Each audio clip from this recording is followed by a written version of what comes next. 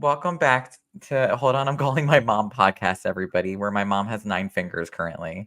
So she was slicing a potato on the mandolin. It's a huge I was all the way at the top. I don't even know how I did it. It was a huge Yukon. Like, at the top, I was just going like this. What's a Yukon? A car? No, a Yukon potato. And then all of a sudden, I felt and I looked, and there was my piece of skin on the potato, and the blood Girl, started it's dripping. a yucca potato. Yukon. What did I say? How about if I just say Idaho? Idaho potato. Idaho. Well, welcome. Idaho. Well, welcome What's to that from? House Bunny. Idaho. Oh. Okay, all right. The blood. We need a transfusion. Do you have water? I'm getting flushed. My brother literally lost almost a finger. What? Lost the tip of his thumb and the whole side of it. A year ago, almost today. Yeah. To this goddamn mandolin. I'm like, throw it the fuck I'm throwing out. I used it a couple weeks ago. I was like, oh, this is so easy. I'm gonna use this all the time. I'm throwing it out. It's out. I'm throwing it out. We're doing our open right now while we're waiting for my brother to come home to take my mom to the emergency room. So she's seeing stars. If you see me leaning. Oh my God. I cannot. If you see me start leaning to the side, I have sweat above my lip. Wait, Brett's calling. Hello. Hello, I'm leaving now. Thank you. Oh God, it's bad. Yeah. It's not. Do you have a finger? Don't make. I have a finger. Is it painful like mine was? Yes, it's burning like unbelievable. Yeah. All right, don't speed home. I'm fine. It's okay. She doesn't know where she's at or what day it is. I don't know where I'm at or what day it is, but I'm okay. All right, bye. You'll find me on the floor. It's okay. Hi, everybody. So let's elevate that arm. Hi, everybody. So if you see me leaning, just call out my name. So you're literally gonna go to the hospital after this? Yes. Barb's a real fucking one. She said, I'm committed to the Hold On, I'm Calling My Mom podcast. I am. All right, so you got some time to kill in the meantime. Like, first of all, saying I use a mandolin, I'm like, what are we in? Like cavemen? You're like, get a fucking electric. Like, why do you even have that? Because it slices things like so. Yeah, your finger's off. Enough. Collectively, at this point, my mom and my brother have a collective 18 fingers. Like, this is a problem from the same thing. Like, let's learn from our first mistake.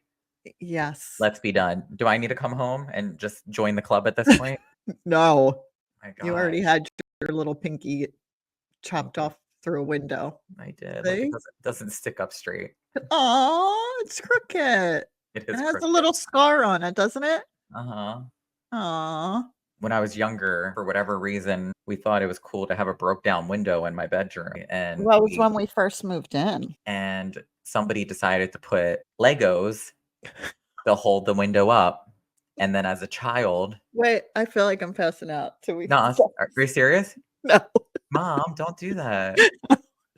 You scared me. I need a life alert for you. I ended up going to pull the Lego block out, and guess what? The metal window came down. Straight down on that finger, and I don't even remember. I think I got it out somehow, and I just remember being at the corner of your room, and you were on the phone.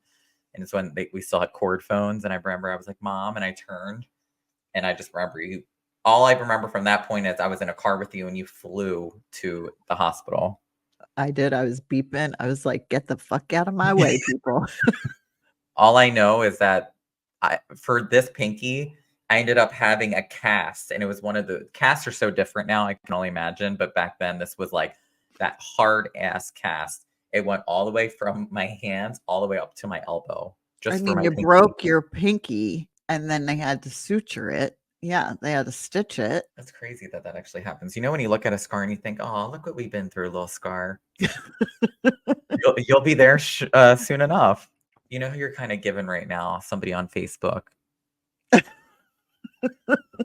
That's like, oh my, sucks.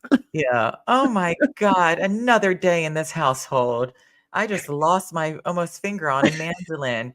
Who's going to take me to the hospital? I can't do this. No one's here to support me. This is like a long running joke for me and my mom is that like we'll be on Facebook and we see like the most outlandish shit that it's like from people that we know in some way, whether it's like high school or like growing up or whatnot. And it's one of those things where you're like, why did this person put this on? Yeah, why did they feel the need to put this? Well, I mean, I think we can answer that question, honestly.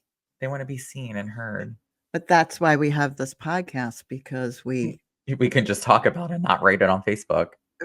Correct, but we also have people to sit and talk to us about how we should trying to turn that ding, table. ding, ding, ding. Say, I don't know if anybody can talk me out of this right now, but I can't believe you're doing a podcast with a finger that's like actively bleeding right now, but I'm glad that we're recording this.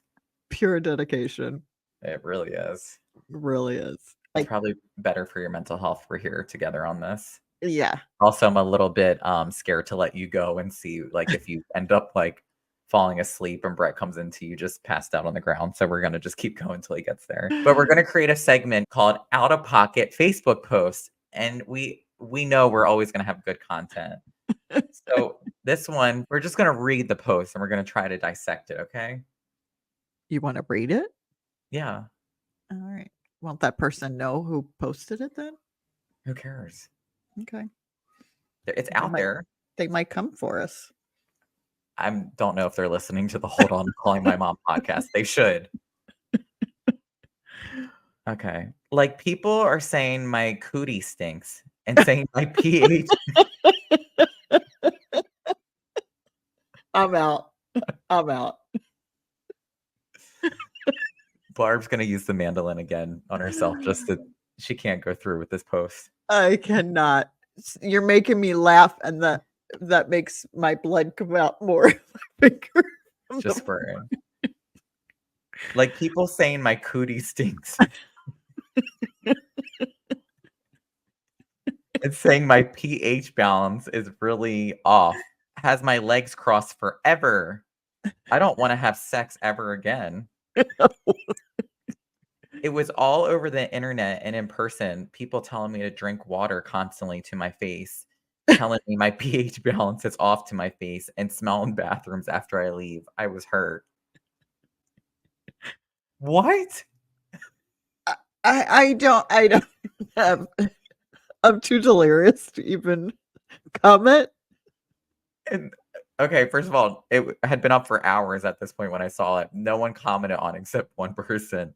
The person said, "Boo, it's okay, but you don't have to post about it." Period. Why? I don't even have an answer or can attempt to have an answer to that. Like, to be honest, I don't even know what half of it meant, but like where and who says that to somebody? Like, I don't know if these are people this person works with or hangs with, like that they're coming up to her all brave, being like, yo. I'm just like, how bad can it be for people to smell you walking out of a bathroom? That's crazy. Right. That's what I mean. Like, so like, where is this happening? Because if it's a public restroom, why did they pinpoint her? My thing is, I'm all about authenticity, transparency, and being self-awareness, but there's got to be a line. But it sounds like maybe she wasn't self-aware. She was enough to. I mean, it took her a little while to get to the point to be self-aware because clearly she had many encounters that were unfortunate. But my thing is, I was just gonna say something I completely lost track of. Whatever. I'm the delirious one. She lost me at cootie. I just don't feel like that's healthy. Posting it or that her cootie smells? Both. Oh my gosh. We need to invite her on with bring on a sex expert and help her. Look, I can even be funny losing blood. Did your light go out? No. Oh. It's just me slowly going out. This episode's a hot ass mess. So I don't know if we'll ever find the reasons of why her cootie smells or why people from our hometown need to post these things. I don't know. But one thing we can get confirmation on is what our dreams mean and how we can interpret them. Yes. Today we have on Lauri Loewenberg. She is a dream expert. So she's a dream interpreter. You know, my mom and I always will sit there and be like, we have some type of dream that like is so vivid. And sometimes we've had experiences where like we have felt similar dreams, or like I've woken up in the middle of the night and looked at my phone and like someone's in the emergency room at the hospital. I Yeah. clearly didn't I didn't have that today. And you know, it will be true. And there's like we've always been like, what does it mean? Are dreams really your subconscious trying to come to life? Do they mean anything? Or are they just like, Right. no, no. What's the interpretation of a dream? Yeah, I always What feel like should you get right? What should you get out of it? I absolutely always feel like they mean something. I'm like, there's no way your mind's giving you these messages and they just don't mean anything. Yeah, I agree. So, with that being said, let's welcome to the podcast, Lauri. Well, I'm happy. Barb's going to be good. She'll hang in with us with, you know, 9 fingers. What a trooper. It'll keep me from using, I'm a very like talker with my hands, so it'll keep me from not using my hands. Yeah. Well, we'll keep track of your color, and if you keep getting wider and wider, we're going to have to ask you to leave. Yeah, well, be like, Mom, it's time to bow out gracefully. Lauri, I said, it's so funny. We got connected. So, like, for anybody listening, E had a daytime show called Daily Pop, and that was like one of the first jobs that I ever had in LA. And you were a guest on there. Well, that's so great that you remembered me and that you connected with me again to have me on. So I appreciate that. Yeah. I just was like, oh, what a like a funny like tie like full circle moment. I was like, I love it. I love dreams and dissecting them. And me and my mom always go back and forth, like where she'll have like a shared notes where she's like, I woke up in the middle of the night and I thought of this, and like I don't know what it means. Like, let's look into it. So dream interpretation is something that we are very excited about, and we're happy to have you join and actually maybe validate all these crazy, you know, dreams that we have and make them make sense a little bit. My entire life, I was a very vivid dreamer. When I was little, I would draw them. I would tell my parents about them in the morning, drive my family crazy. But it wasn't until I was 19 and my grandfather died, and he was the first person close to me to die. So it was a significant impact on my life, his death. And it was about 2 weeks after his death, I had this dream where we were walking arm in arm through this museum, and I was aware that he had died. And so I asked him, what's it like where you are now? And he said, I cannot tell you that, but what I can tell you is that it's secure. He gave me a hug and he started to walk up the staircase, and that's when I woke up and I could smell his Old Spice. I could still feel him. It was the most vivid, alive dream that I've ever had. And that was the dream that propelled me to study dream psychology, because after that experience, even though I was already always interested in my dreams, after that experience, I was like, this is something really powerful that's going on inside of us, and what the F is really this all about? Yeah. So long story short, I studied dream psychology, and I was so impressed by how practical and helpful our dreams actually are when you keep track of them and when you work with them and connect them to your life. They are giving you very valid and worthwhile advice, very applicable advice, direction, guidance, even warnings. Yeah. And so from there, I wanted to make this my career, because as far as I knew, this was back in like the 90s. No one was doing this. Yeah. And it was a long, long road to finally get to where I am now. But this is what I do. It is what I do for a living. I help people understand themselves and improve themselves in their lives by understanding their dreams. See, that's where I'm like, I've always felt a pull where, like, you know, I think some people just might wake up and think, oh, it's just a dream. But like, you can confirm this. I believe that like subconsciously what your dream is has some tie into like your actual life, correct? Like, would you say that's to be true? 100 million% true. So you want to look at your dreams as a thinking process. And in fact, your dreams are a continuation of your thought stream from the day. So whatever's on your mind today, whatever you experienced today, whatever conversation you had with yourself today, whatever affected you today, that will show up in your dreams at night. Because what you're doing is you're examining your life and your current circumstances in a different lens while you're dreaming. It's a more focused, wiser, intuitive lens. And Yeah.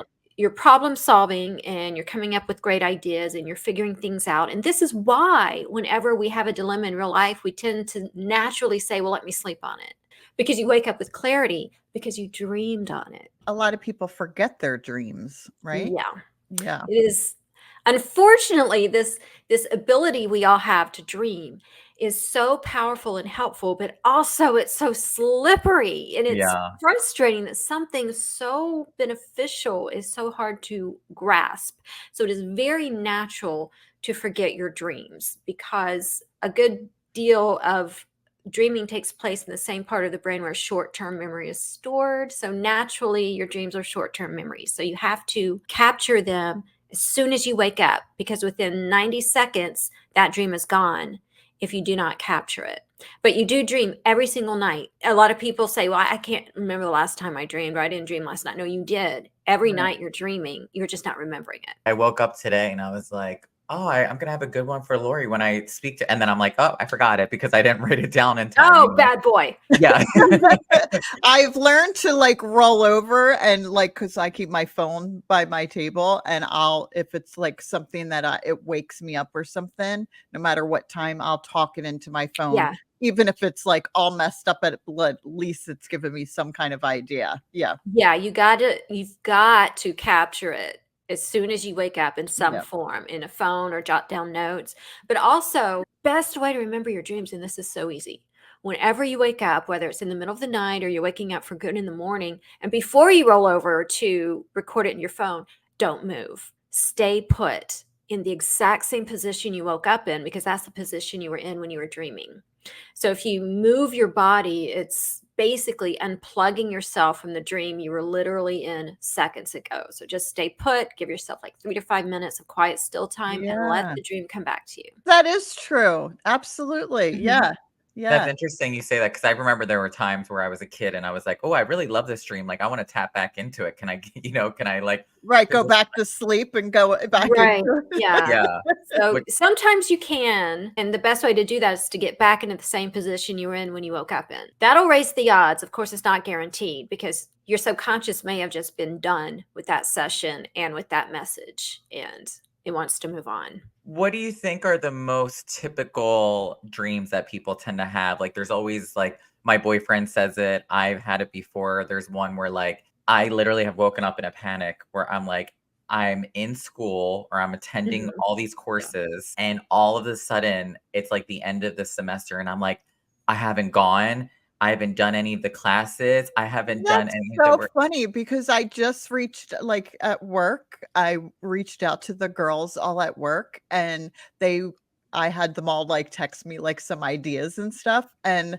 a couple of them were like, they have dreams that they were back in high school. They forget Mhm. their schedule, like it's just a blur kind of. So that's funny you said that because Yeah. that was their dream. And I'm like scared that like, I'm like, oh my gosh, I'm I not missed gonna all fit. my I'm getting held classes. back. Yeah. Yeah.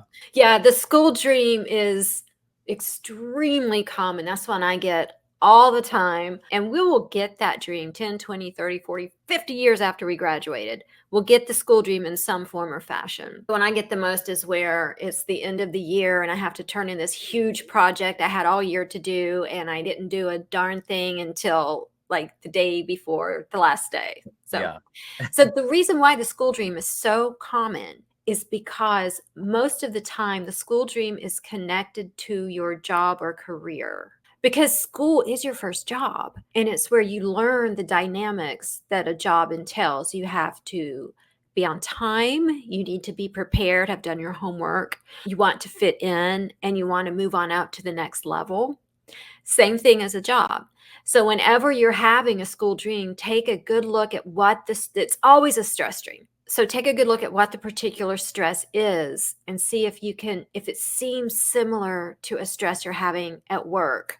Like, for example, if you can't find your class or your locker, that's usually because you're not feeling where you should be in your job or your career. You're not at the place you feel like you were meant to be in your job or your career.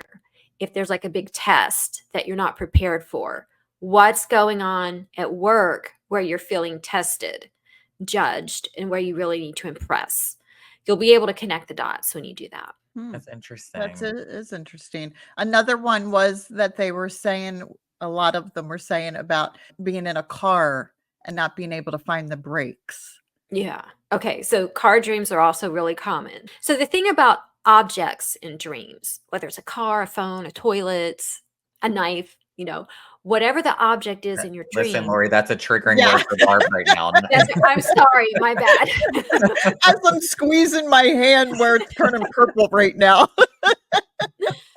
The object in your dream is going to represent an ability you have that you could use, because we use objects. So the car, being the object of discussion right now, would represent your ability to move forward, to progress in some area of your life, to reach a goal, a destination, a goal in real life.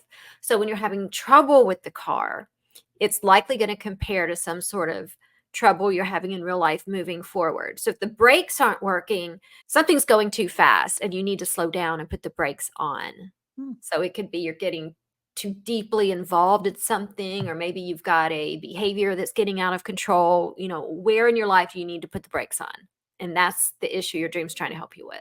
For me, there's sometimes, when you don't have like closure with somebody. Mhm. And I think sometimes that person like can pop up in a dream and you're like, Yeah. why out of all these people is this person in my dream right now? Like, I don't, you know what I mean? Like, I haven't gone a Mhm. long time, but I always think maybe it's because you suppress that as a human. So then it's like your subconscious is trying to like push that. I could be incorrect, but that's kind of what I was always wondering. Like, why is that random person, maybe like whether it's a family member that you haven't seen or an ex, like why does that person pop up so unexpected?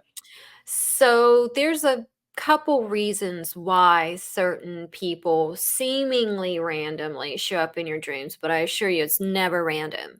Dreams are not random ever. Nothing in a dream is random. Every little piece of the dream means something and is carefully chosen by your very wise subconscious mind to be a piece of the message your dream is giving you. Now, random people, there's a couple reasons. One reason, like for example, an ex. We all dream of our exes at some point. So the ex there's something from back then that is relevant to right now. And with the ex, it's usually a lesson you learned while in that relationship that you need to apply right now. So if you're dreaming of an ex that cheated on you and did you dirty, what's going on right now that feels the same way? Or are you in a similar situation? It may not even be with a intimate relationship. It could be a work relationship or family relationship where you're feeling betrayed. So there's something from back then that feels similar now that you need to apply that lesson you learned now. Another reason we'll dream of seemingly random people is that they can represent a part of ourself, a personality trait, something that is similar to that person. Now, the thing about dreams is that everything in your dream is about you. Everything, the objects in your dream, the people in your dream, everything in your dream is about you or something that directly affects you. So an example I use a lot is every now and then I'll dream of this kid from 3rd grade who I've not seen since, but he'll pop up in my dreams. This was like 40 something years ago. Ask yourself, what stands out about that person? Where does your mind go when you think of that person? So for me, this 3rd grade kid, his name was Jeff. And what stands out to me is that he was the shyest person I've ever known in my life. He never raised his hand. I don't think I've ever even heard his voice. He always had his head down. He was just shy. So I know that whenever he shows up in my dream, he represents that part of me that is shy and doesn't want to participate and wants to withdraw. And so my subconscious is saying, you're being Jeff right now. You need to stand up, you need to speak up, you need to participate. Wow. See, even something from that long ago, though, it still Yeah. sticks with you after all this time, though. Yeah. So look at your subconscious as this huge warehouse that stores everything. you've ever experienced, everything you've ever said, everyone you've ever met, everything you've ever done, anything you've ever seen on TV, anything you've ever read, anything you've ever tasted, everything still exists in this warehouse that is your subconscious. And it will pull these experiences, these people, these things out from time to time and incorporate it into your dream because there's a message there. What do you say about like there's been so many times that I have done this and I know my mom has. You wake up with like a bad dream or something, you're like something's not right and you go to check your phone and I am a crazed child that has my mom's location and I'm like, why is she at the hospital right now? You know what I mean? Or why, like, what are the ties and connections to that? Like, why do sometimes people have like a bad dream and then they can feel in their gut like something has happened and it actually has happened? And then you confirm that something has Yeah. happened. Okay, so dreams are, your intuition is a big part of what you dream about because it's, dreams happen in that deep part of ourself, the subconscious that is wiser, more intuitive, that just that gut feeling we get, that, oh, you know better than that, all those things, that intuitive part of the self is the same place that dreams come from. So that's why sometimes we can also get little glimpses of the future in our dreams. And these are called precognitive dreams, where you get a Oh. little element of something that happens days later. So there's layers to this also. Time isn't really linear. And so dreaming allows us, when we're in the dream state, our brain waves are working in a different frequency than when we're awake. So with each stage of sleep that we go through, our brain waves slow down with each stage. And then when we reach REM dream sleep, our brain waves have slowed down to this frequency that allows us to tune in like a radio to that collective unconscious that's out there, the universe, all these, everything exists in waves. Mhm. So we're tuning in and picking up on things. And this is also why I am a very strong believer in the fact that we can communicate with those that have passed on in the dream state, because we're tuning in, because our brainwaves allow us to. I think I went all over the place with that. I hope I answered your question. No, you did. no. You did. You did. I mean, I Totally, think it's kind of a loaded question too. I mean, there's a lot of layers I feel like that go into that. But I was watching this one documentary. The brother woke up from this terrible dream, nightmare, if you will, and he found out that his brother had died. And they were completely separated, different parts of the country. And there have been times where I have felt something in my gut when I've been asleep and I've woken up, and it has been true. Like, I see, my brother's at the emergency room. Mom's not at work when she said she was like, I'm like, totally. and I wake up in a panic or something. So I've always been curious of like what that tie is to one another. Yeah, I think it's the brainwave pattern, because if you look at it scientifically and you look at it like a radio, it makes sense. Brainwaves are in tune with the same frequency of conscious energy that's out there that we all can tap into. I don't know if this has anything to do with it, but like someone who gets constant night terrors, like, is that something like with dreaming and stuff? Like, is that related to, So are you meaning night terrors or nightmares? like, I guess, visually seeing people in front of them and stuff? Oh, that's more like sleep paralysis, I guess, right? Yeah.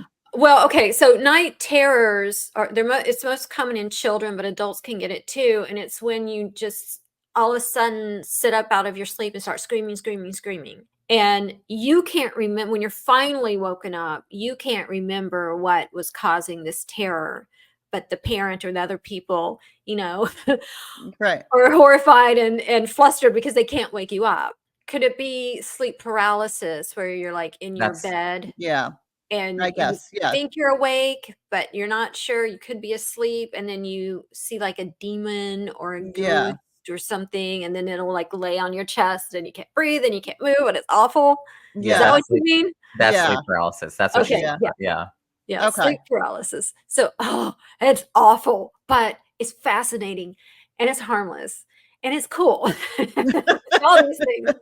But mostly it's a horrible thing to experience. People don't understand what's happening, and they you're in this in-between state. You're in this state of hypnagogia, which is you're awake and asleep at the exact same time. So what is happening physiologically when you experience sleep paralysis is when we go to sleep and we enter REM dream sleep, our brain releases a chemical through the brain stem and into our skeletal muscles to paralyze us so that we do not get up and act out our dream. It's a built-in safety mechanism. And then after the dream cycle is done, the brain reactivates the skeletal muscles. Now, sometimes, and it's usually when you're having a fitful night of sleep or your sleep routine is just way off, you'll start to wake up before your brain can catch up and reactivate your muscles. So you get stuck momentarily in the in-between state of awake and asleep, which is hypnagogia, and you are still paralyzed. So you're conscious, but you're paralyzed, but you're also asleep, even though you're conscious. So, Wow. and in this state, the amygdala, the fear center of the brain, is highly active. So it's frightening.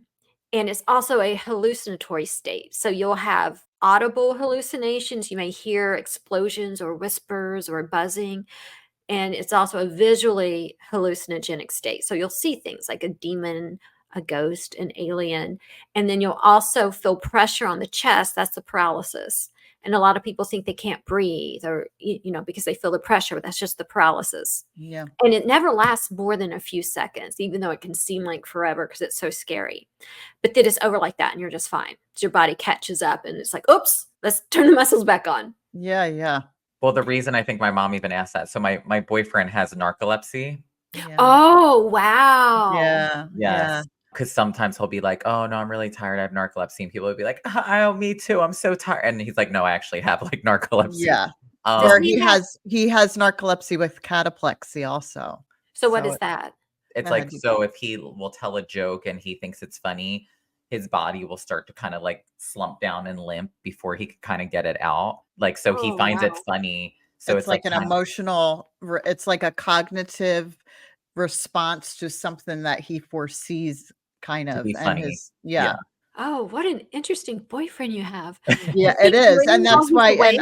and that's why I asked that, because he like really has very vivid dreams and he has the night paralysis that it like scares him. And I know like Paul, it'll wake him up sometimes in the middle of the night with these, and he'll sit and he'll remember them. Uh-huh. And we just feel so bad for him.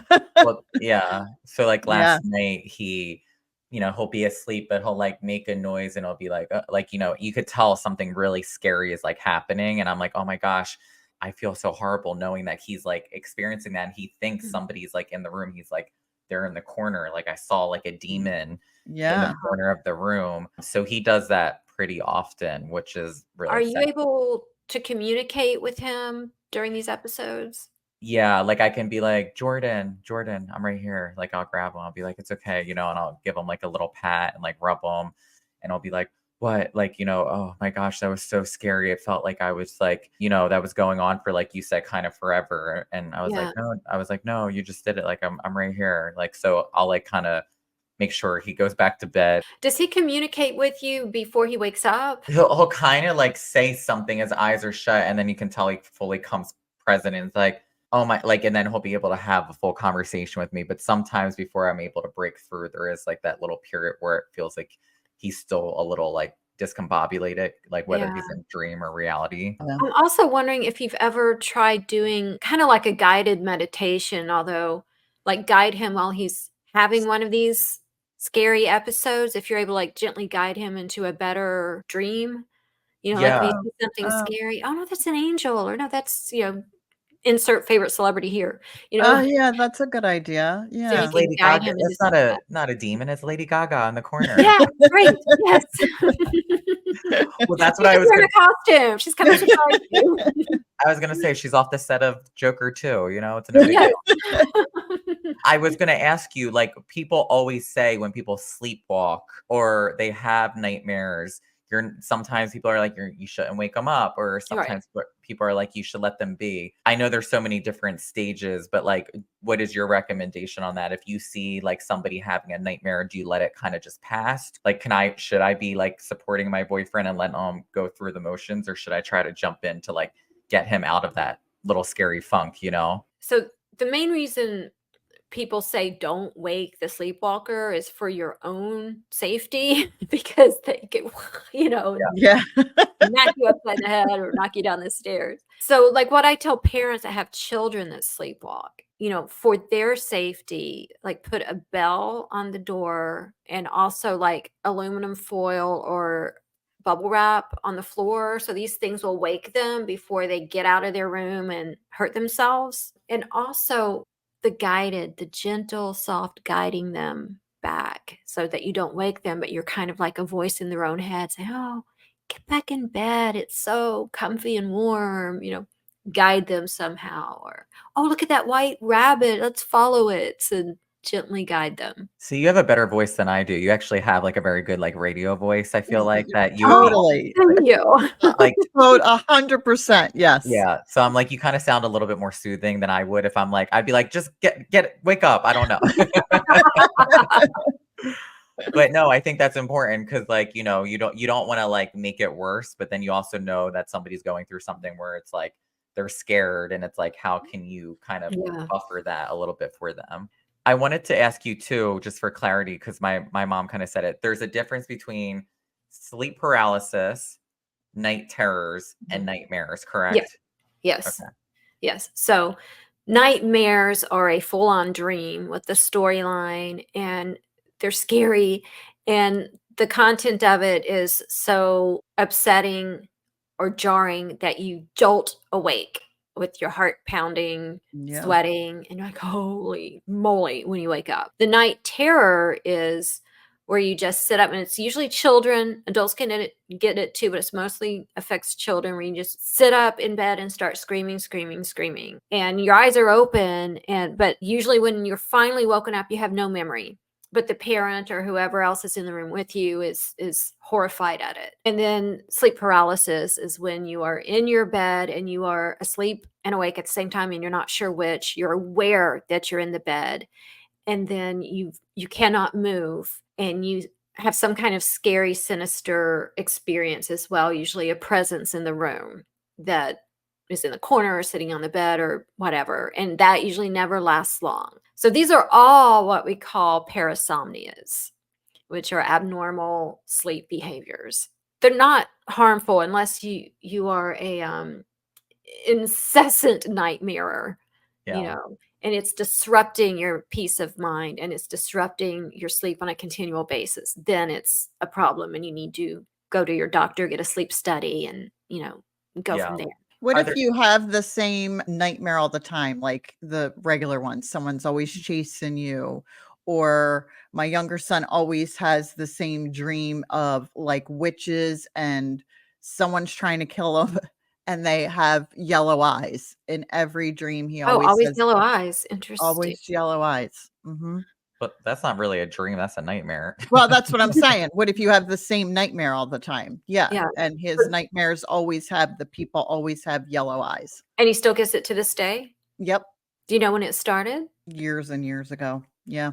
Like since childhood, or like the last 10 years, The or? last 10 years. Well, you want it, the time frame will be a big clue as to what's causing it, because it will be connected to something that's been affecting him for as long as he's been having the dream. Some kind of what causes nightmares are difficult situations, unresolved issues, things that we haven't handled correctly. These three things cause nightmares. Nightmares, as horrible as they are to experience, are good for you because they're alerting you to something your subconscious wants you to fix. Shining a light on it. It's bringing it to the surface and saying, enough with this situation. We have to fix it. So he's being chased. Is that like the biggest theme? He always says that it's his dad chasing him who has yellow eyes.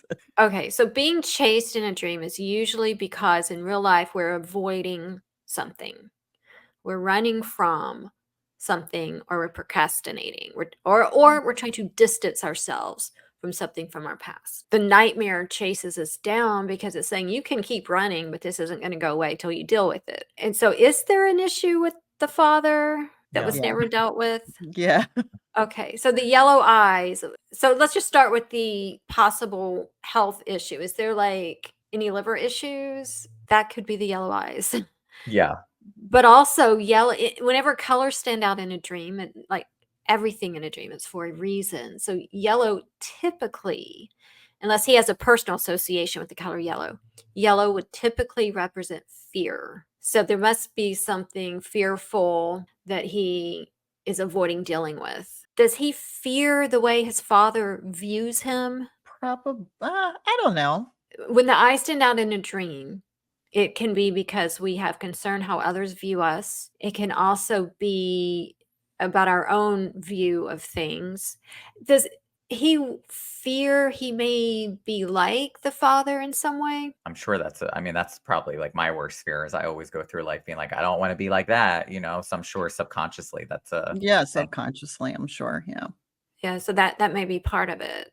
When he's able to pinpoint exactly what the issue is that he's avoiding dealing with, and then starts taking even just the tiniest little baby step to address it, the dreams will change and then stop. So the only way to make a recurring dream stop is to correct the issue it's commenting on. Yeah. My brother, he's a pediatric cancer survivor. So I thought maybe Oh, something, wow. yeah, I thought maybe something deep down inside of those traumatic events, you know, bubble up to the top. And I'm sure, you Yeah. know, chasing, I don't know. Well, the father being the pursuer is the biggest clue. So is there anything difficult when he was going through cancer treatments with the father? Yeah. Yeah. I mean, probably just The lack of, lack of being the pillared and strong and that kind yeah. of, I would say that. Yeah. And you know, these dreams that are continue to nag us like this, it's for our own benefit because the subconscious does not like complacency. It doesn't like it when we ignore what needs to be taken care of. And it's trying to alert us to this so we'll fix it so we can have peace. Hmm. So we can finally be at peace. I think that's important. I Yeah. mean, kind of like what I feel like people should hear, and is what you've been saying, is that you should not be going through life ignoring your dreams. Your dreams are Mm-mm. symbolic of something, and they all have a deep meaning. So when these people are Yeah. like, oh, yeah, I just keep having this dream where someone's Yeah. chasing me, or, you know, my life's spiraling out of control and I don't have a break, it's like, okay, well, we should take a deep internal look of like, why is that happening?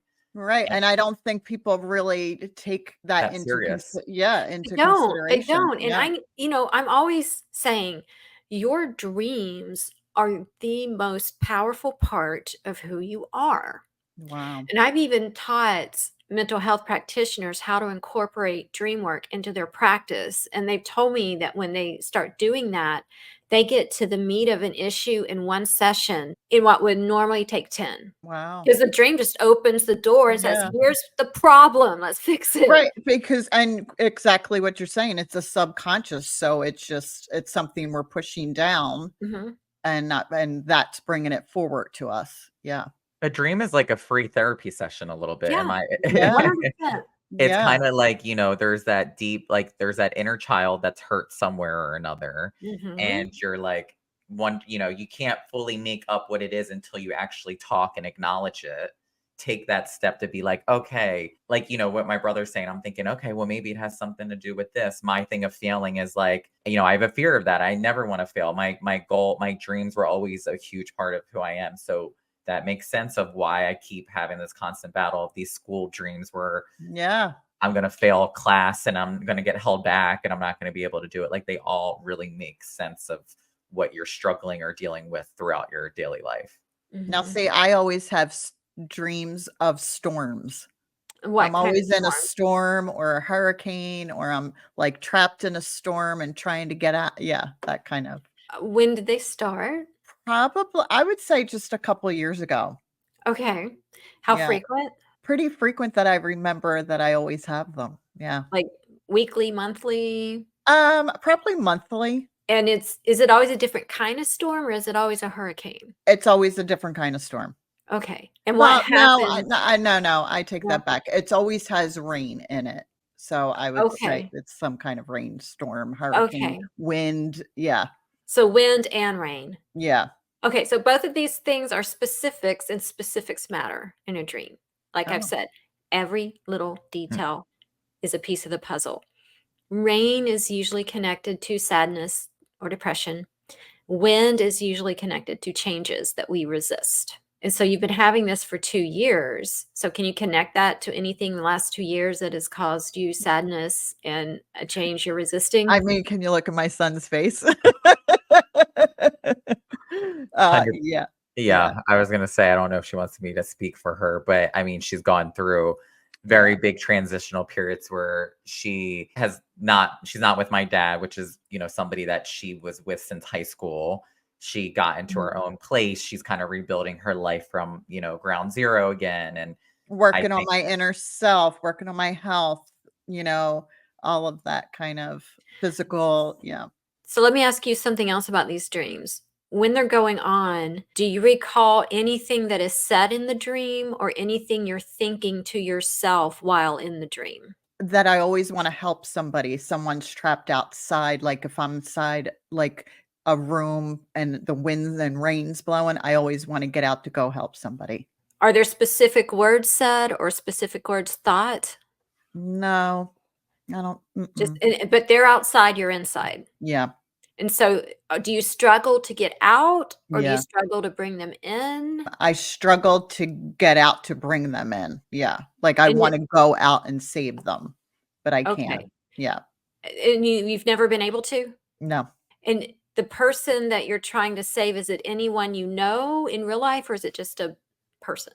it's just a person. Yeah, Okay, so this is most likely a part of yourself you're trying to bring in to safety from the emotional turmoil. So you must be divided somehow in real life. There's a part of you that feels safe, another part of you that's kind of blowing in the wind and like, "Oh, lordy." that's about right.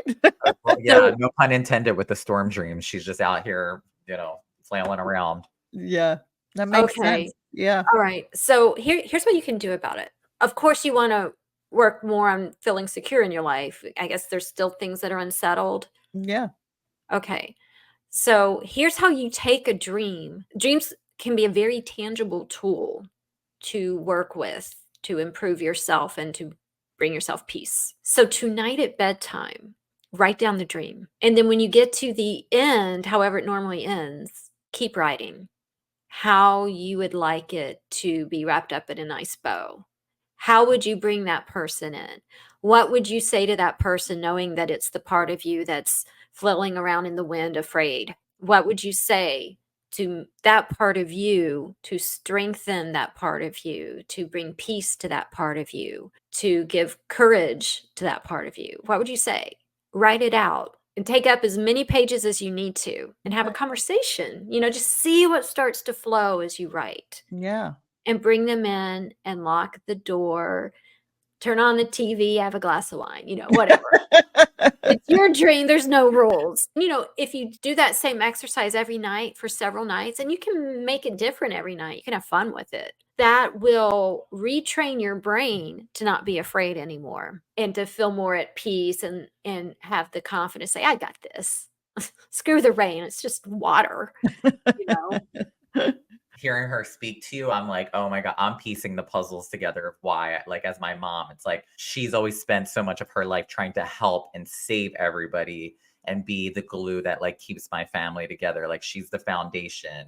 And I feel like to me, it's like internal conflict because now she's maybe being a little bit more selfish in a good way. And I feel Yeah. like that's very parallel to what she's kind of dealing with internally with these. Self-love. It's Yeah. time for self-love. Yeah. Nurture and mother yourself, protect Yeah. and comfort yourself. That's what your subconscious is trying to tell you it's time to do. So don't ignore it. No, don't ignore it. And the dreams will stop. Yeah, They may start to change or they may just stop once you're feeling more secure and okay. worthy. You may Yeah, not be feeling worthy of taking care of yourself like that because you're so used to doing that for others, but you're very 100%. worthy. It's your turn. 100%. thank you. I have one last one for you because I could feel like we could do this all day.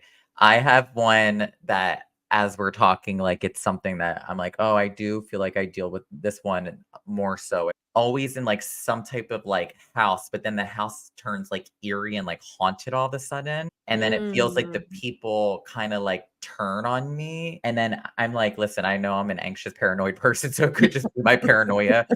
Um, but I don't that's something that I feel it's like I know these people, but there's something that changes where it's different.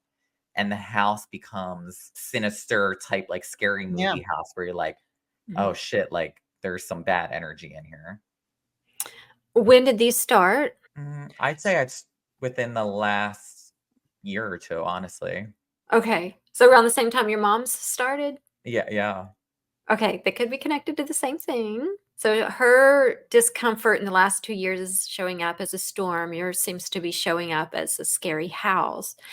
But in yours, it turns. So it Mhm. starts out fine, but then turns. Yeah. Okay, and tell me again, what is your exact thought process while you're in the dream? Feels like I'm either at like a friend's house or I'm like with people that I know in some type of social setting. And Mhm. it starts off fine, but then it feels like something awry happens where then it changes dynamics. And do you And say anything to yourself in the dream like, "Oh boy, here we go," or what's the thoughts? yeah, I feel like it's kinda like something like in my gut is like, "Oh, like, it was too good to be true, like, I knew this was gonna happen." Okay, can you apply that same exact thought to anything in real life in the last couple years?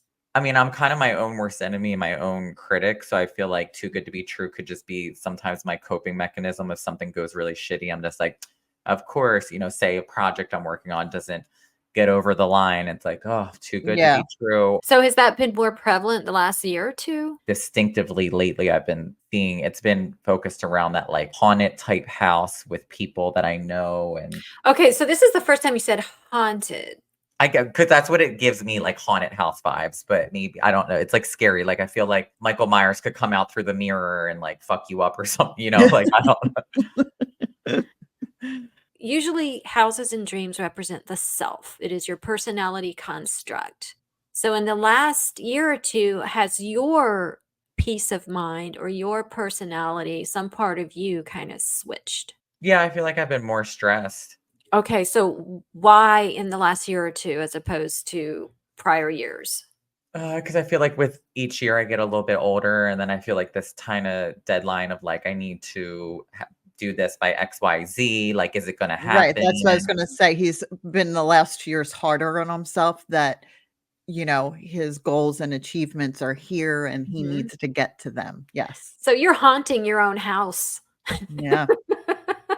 See, I could the way you could interpret mine in my head as you're saying it, I'm like, Of course." So I'm haunting my own You're house. haunting your own house. You're putting Jason and Michael Myers in your own house. What's wrong with you? Watching too many damn crime docs, that's what's happening. Look, so see, here's another really good example of how dreams work. They will show us our current situations, our current state of mind, our current relationships, whatever the case may be, from a different perspective, so we can better understand how we're treating ourselves or how life is going or how we're behaving. So the change in your dream, the house turning from familiar and friendly to scary, that's pretty much you changing your psyche. You're doing it to yourself, it seems, Sounds about right. because you're too hard on yourself. Yeah. Yeah, so I'm creating, like, a false narrative, essentially. Yeah, Yeah, you're haunting your own house. So yeah. what would you recommend, like, to have people interpret or take something from their dreams? How would you like you told me, like, write them down every night and kind of review it and rewrite it? Is that Mhm. something?